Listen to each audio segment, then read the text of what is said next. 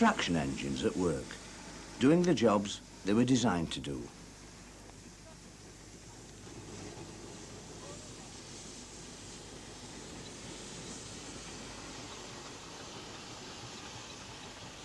These engines here are at the Great Dorset Steam Fair.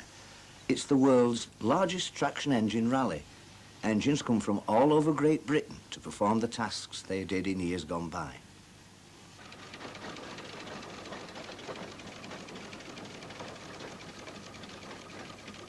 The traction engine used to be the backbone of British industry.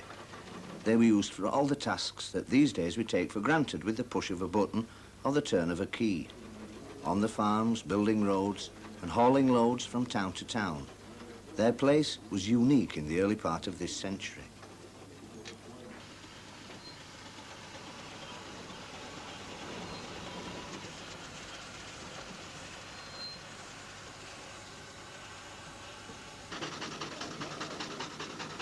This is the heavy haulage section, where the engines really have to earn their keep.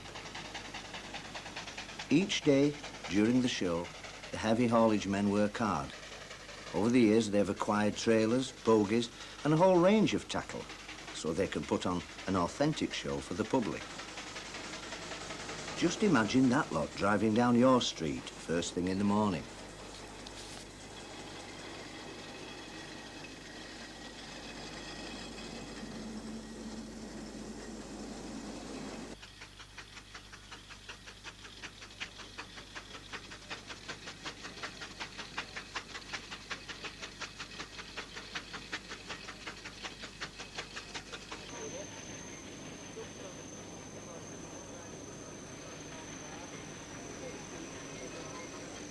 Every year, the load that the heavy haulage men use changes. This particular load doesn't really weigh that much, but it looks good, and that's what counts.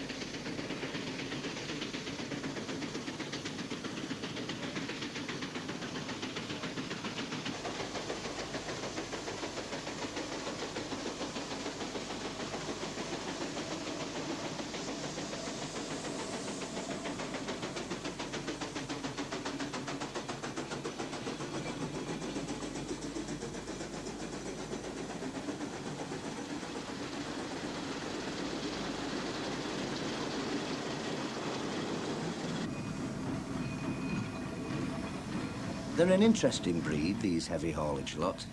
We'll have a closer look at them later in the programme.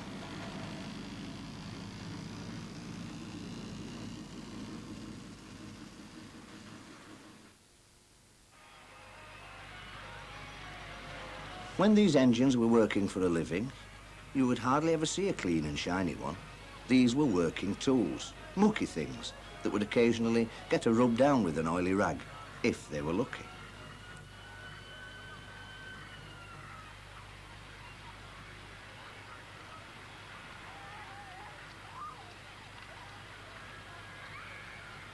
The average day for a traction engine would normally start in the early hours of the morning.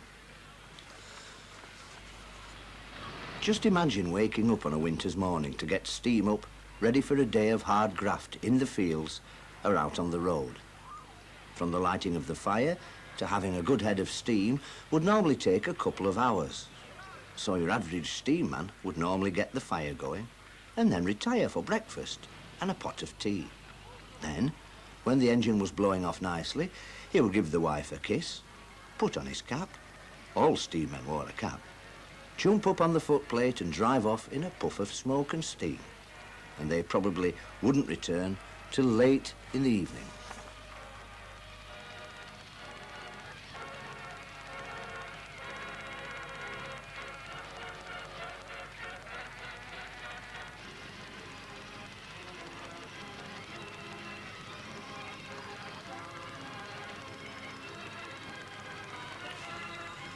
There are all types and makes of traction engines: Fowler, Burrell, McLaren, Wallace and Stevens, to name but a few.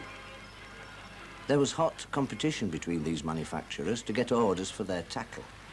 And for many years, these factories were working flat out to get the engines to the customers.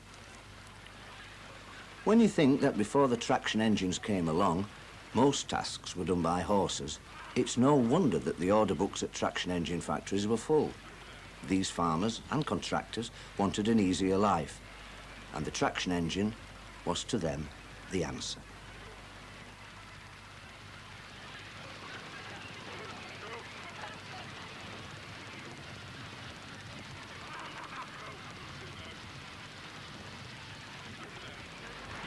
On delivery day, there are stories of farmers putting on their best suit and going to collect their new engine, then walking out through the towns and villages in front of the engine, chest stuck out as if to say, "Look what I've got." I suppose it would be a very proud day taking possession of one of these beauties.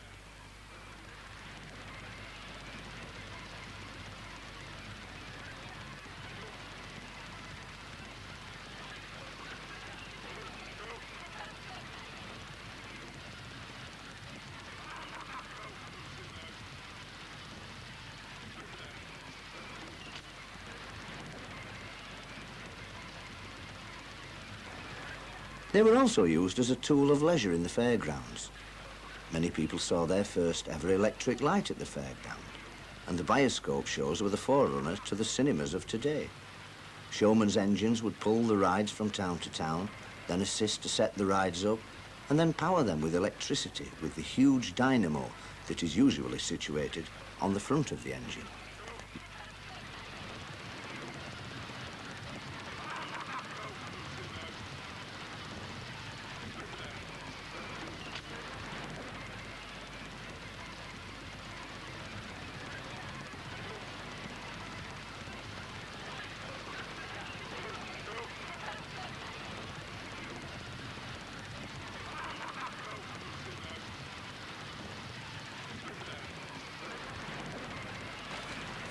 As the years went by, traction engines were being developed to do all sorts of tasks.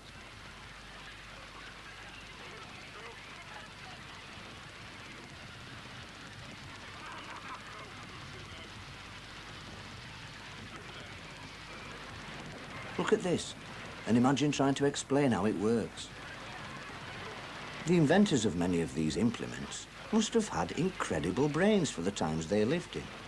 And there again, I suppose that's why Great Britain was once the workshop to the world.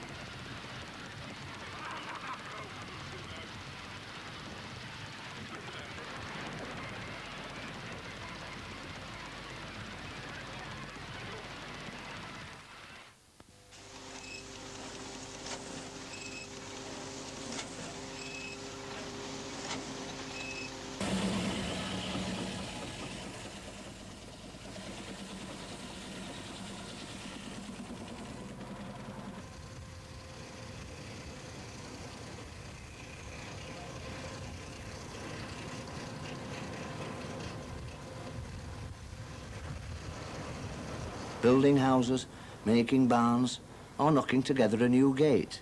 This is how your wood was cut. Traction engine at one end and a saw bench at the other, both joined together by a canvas belt. It takes some work getting the saw bench and the engine aligned, but once the two are joined together, that belt will stay put for days.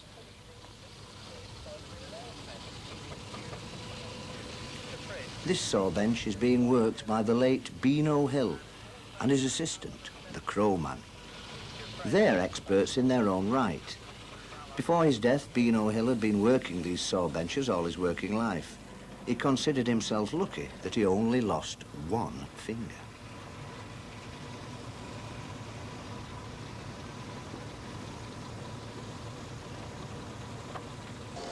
Now this is a portable engine.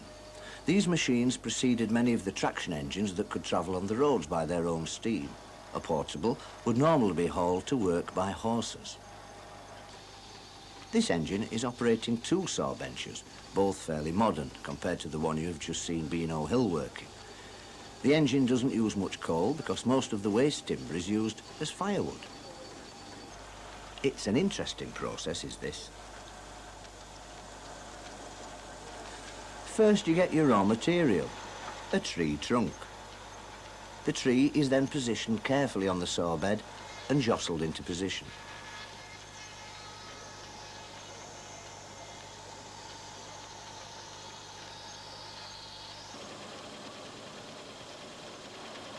Once secured, it mechanically cuts the wood.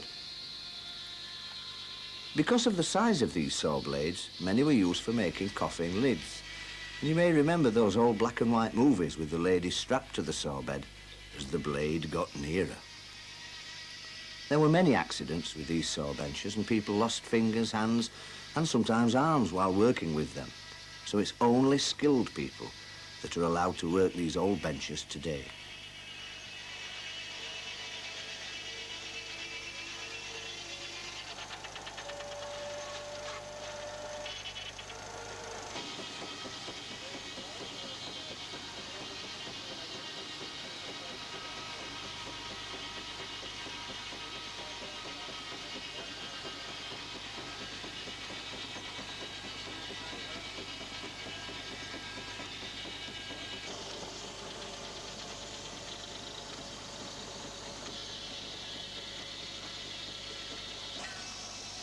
While the large bench cuts the wood for gate posts, the smaller bench cuts fence poles, all powered by steam. And what about that for a quality piece of timber?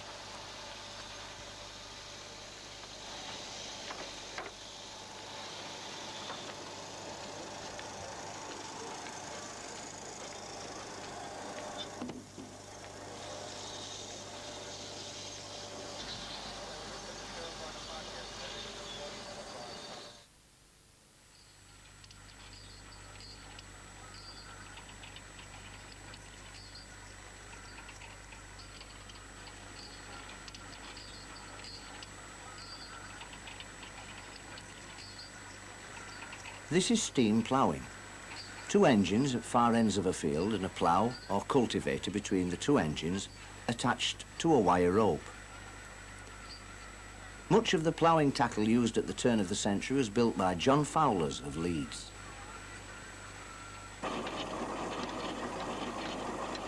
These engines are huge and have a distinctive rattle as they work the land.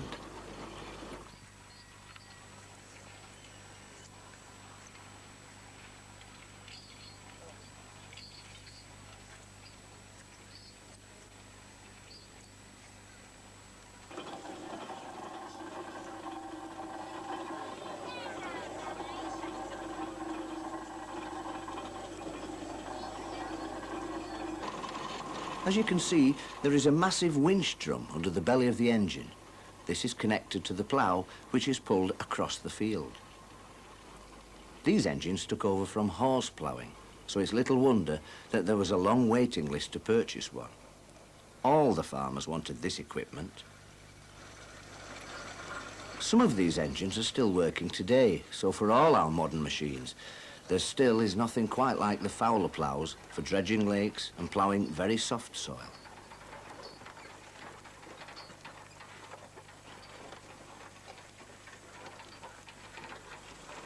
quite a few of these engines were involved in boiler explosions, and there are stories of men being blown 80 feet in the air before their death.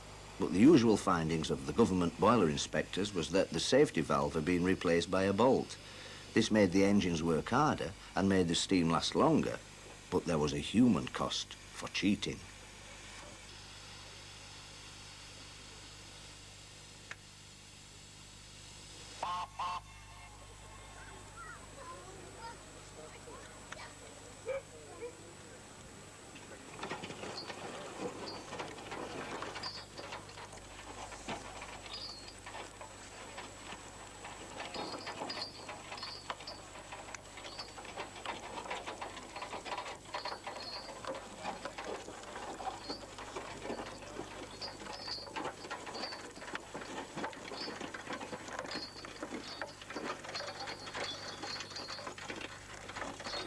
When you sit on one of these ploughs, it's actually very quiet. It's only as you near the engines that you hear much noise.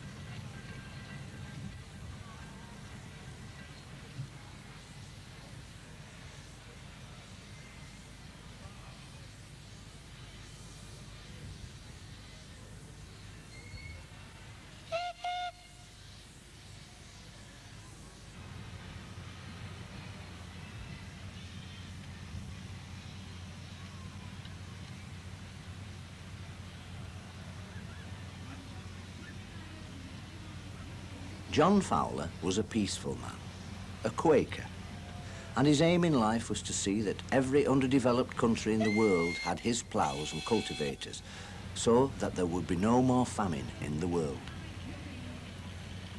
It's a nice thought, but John died in a riding accident in his mid-40s, so his dream was never realised.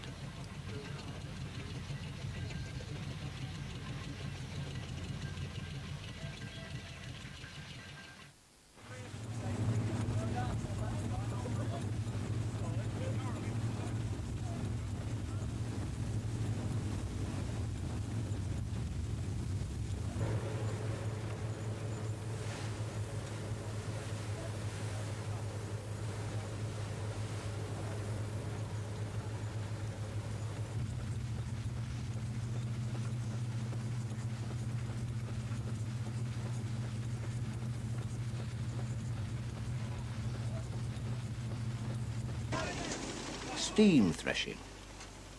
If you want to see steam threshing performed how it was done in your grandfather's day, then I suggest you take a trip to the Great Dorset Steam Fair. The show has been running for a few decades now, and it really is a massive working museum to how things used to be done.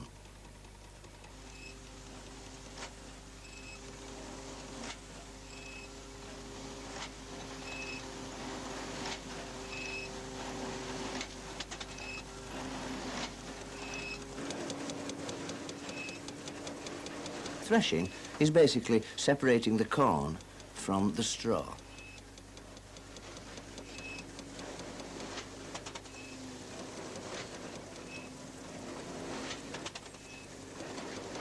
This little engine is called Goliath and is owned by Dr. Giles Romanes, an eminent eye surgeon. Giles finds it a great pastime to work this engine and says it relieves the day-to-day stresses he has to endure.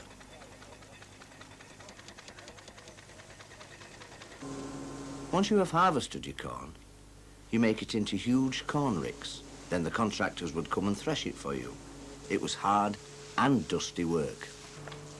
The bales are fed into the top of the thresher where the corn is separated from the straw.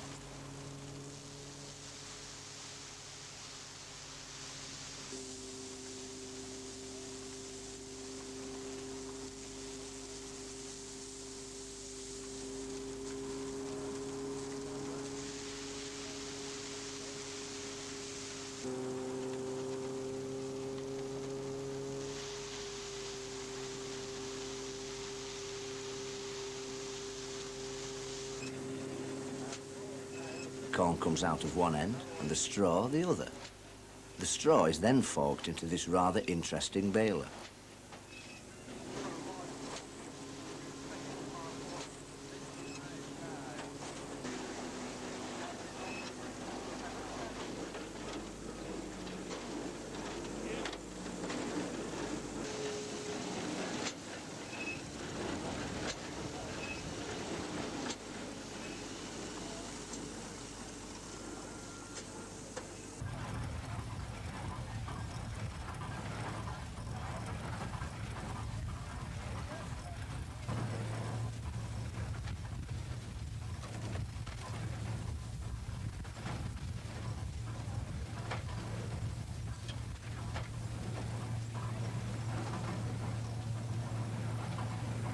The engine men had to be careful when threshing because there was always a risk of fire, so great care was made to check which way the wind was blowing, and the man on the traction engine had to have a keen eye on what he was doing. One spark, and a farmer could easily lose his whole crop.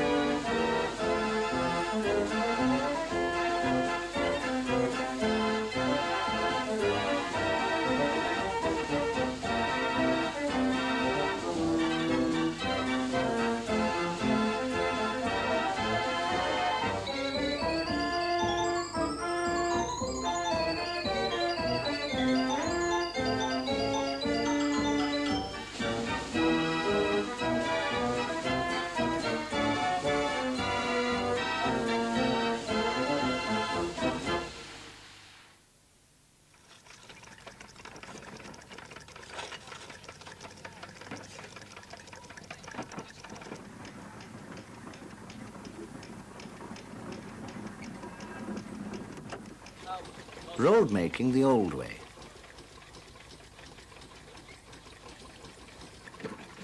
This is a stone crusher, working in a similar way to how he saw the wood sawing and threshing earlier.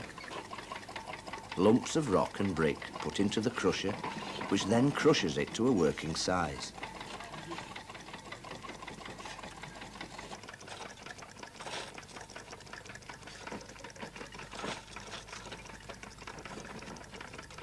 When the rocks are too big for the crusher, a more traditional method is used.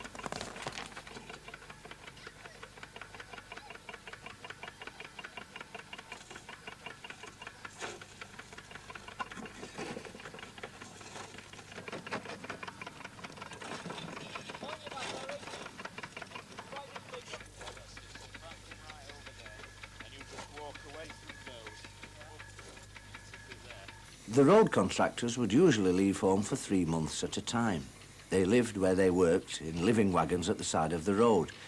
It was a long and hard job, and the pay was quite poor. The early roads were just stone and brick, rolled until it was flat.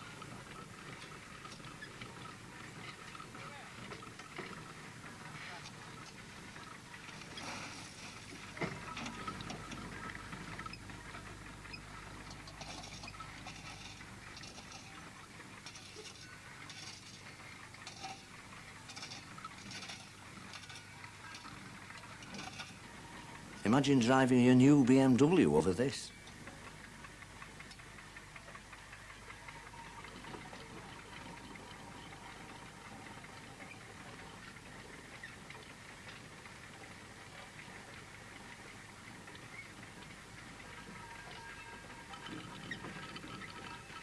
Rollers were the last traction engines to work. They still had a role to play as late as the 1960s. Then progress came in the shape of the diesel road roller, and they were scrapped or put into preservation. It's interesting that the first 50 miles of the M1 motorway was constructed using steamrollers.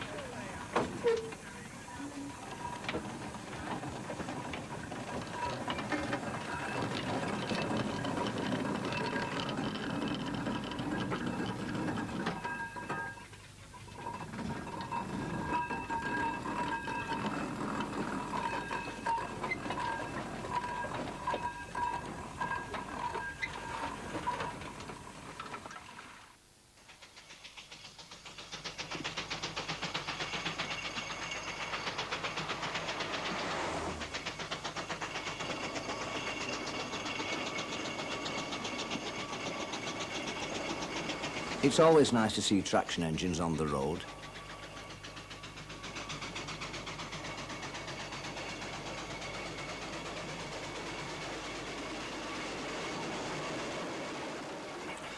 This burro, named the Duke of Kent, is being driven by the late Steve Neville on his last road run before he died. A keen preservationist was Steve, who drove traction engines on the road more than any other man in preservation.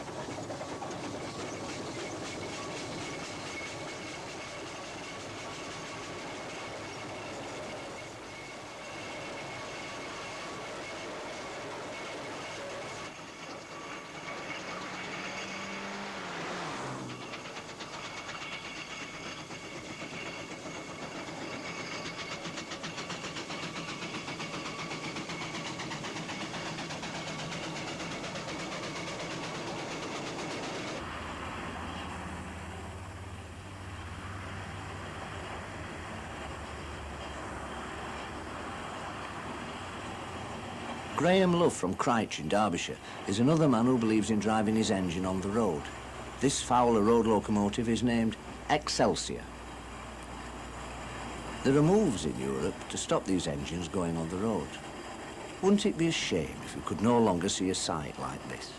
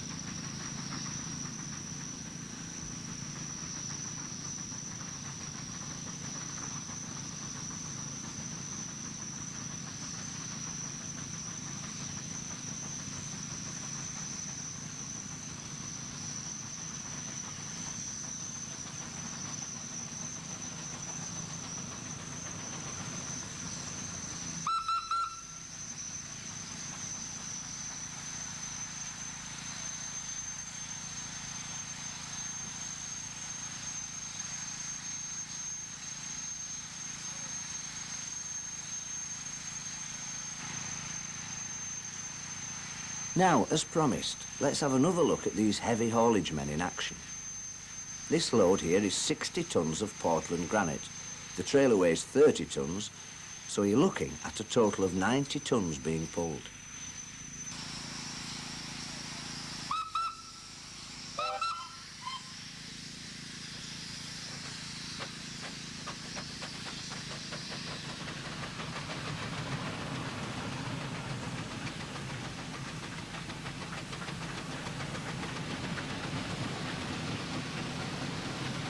The engines on the front are doing the work, and the rear engine is there as a brake.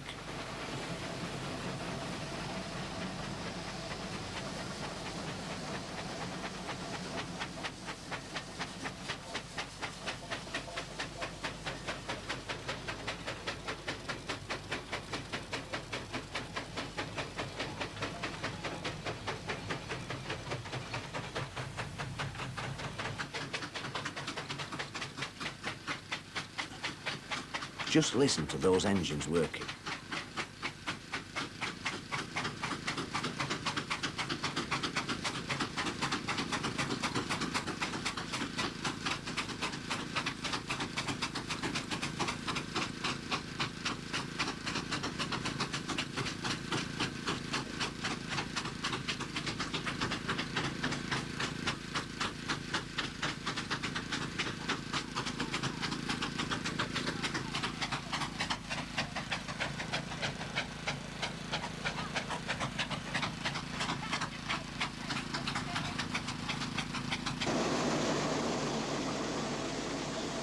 It gets even better in the wet.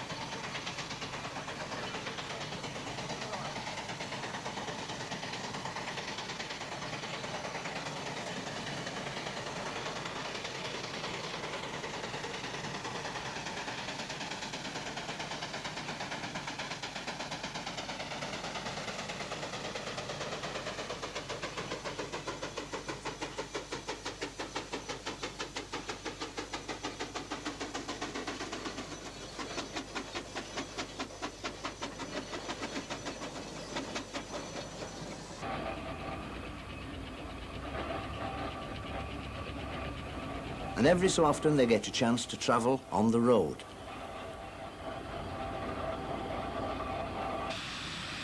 This is a special load to celebrate 25 years of the Great Dorset Steam Fair. Thousands of people turned out to see this event, which was a huge success.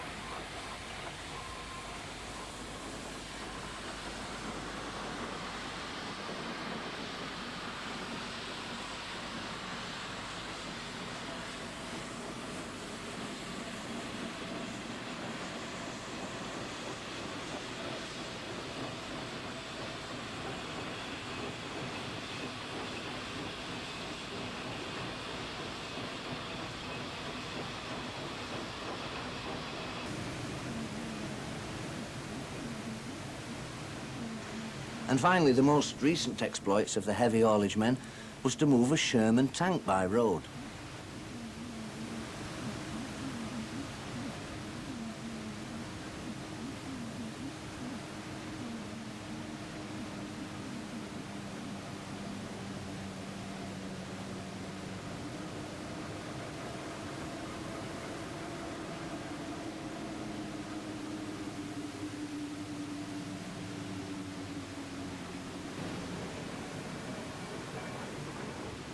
Just look at this.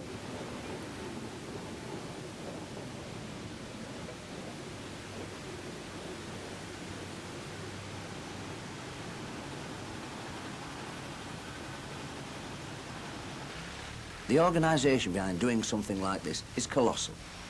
You have to have the police, the council, and the cooperation of many people before you can do it.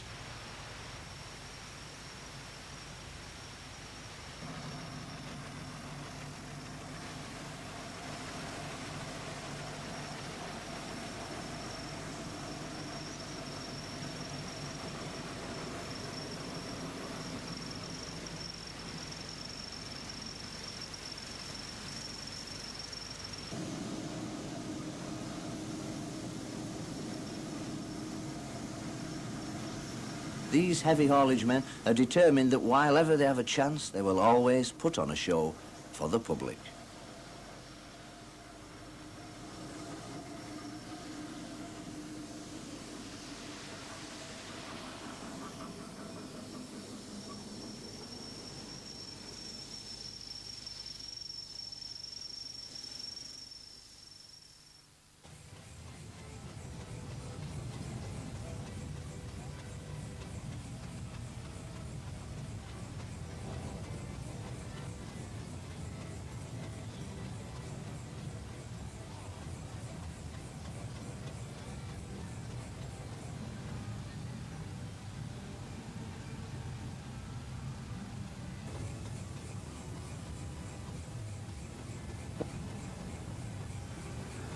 One of the most spectacular sights in Great Britain is the Great Dorset Saturday Night Fair. Each year, it is the highlight of the show. Most of the steam engines make their way to the fairground and park opposite the line of showman's engines. There is a great atmosphere.